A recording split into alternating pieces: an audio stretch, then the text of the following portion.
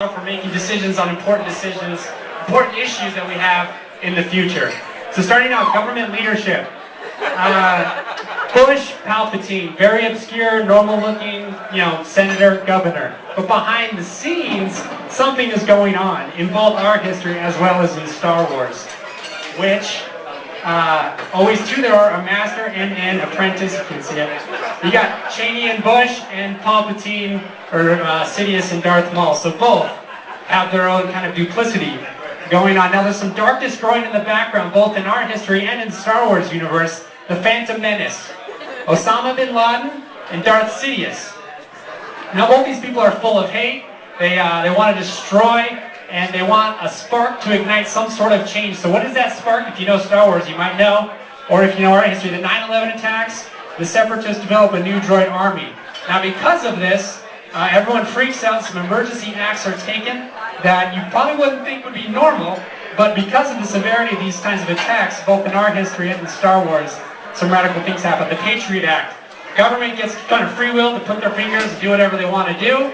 Emperor Palpatine is able to send his clone armies into the far reaches of the galaxy to kind of put them wherever he wants as well.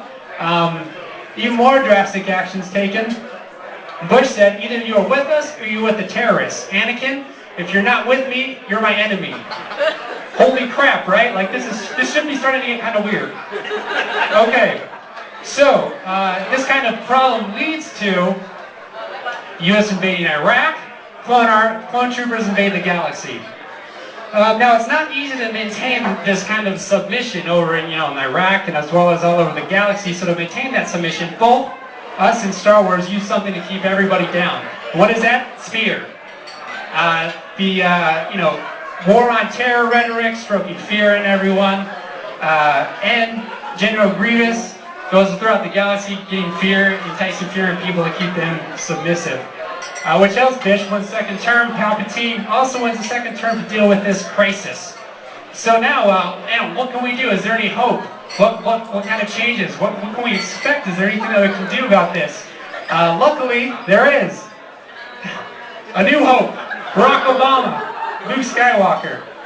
Both very obscure, all odds against them. How could they ever win, right? Well, I mean, some people doubt it in their minds as well.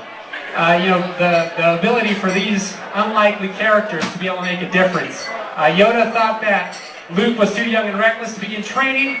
Many people thought Obama was too inexperienced to be president. Okay, so up to this point we've looked at a history. Now we're going to start using Star Wars as a model to be able to make important decisions about the tough issues that face us today. Hopefully I've convinced you of the parallels here. And you'll be able to recognize how important it is that we study Star Wars to make these important decisions that face us today. So, should Obama push the president of Iran with his nuclear weapons program? It's all about trust, right? Well, a similar thing happened in Empire. If you remember Han and others and the Millennium Falcon, you need to get the hyperdrive fixed. Need some place to land. Should they trust Lando? Well, look what happened. Luke got his hand cut off, and Han got frozen in carbonite, so most likely Muhammad, whatever, the president of Iran will pull a Lando on us. Don't trust him. Don't trust him. Okay, how do we get the troops out of the desert in Iraq? Well, similarly, how did they get Han Solo out of the desert on Tatooine? Well, if you know Star Wars, like I hope you do, it's a very important strategy that the Star Wars people use. They use women in metal bikinis, as well as interpretive droids to infiltrate. I'm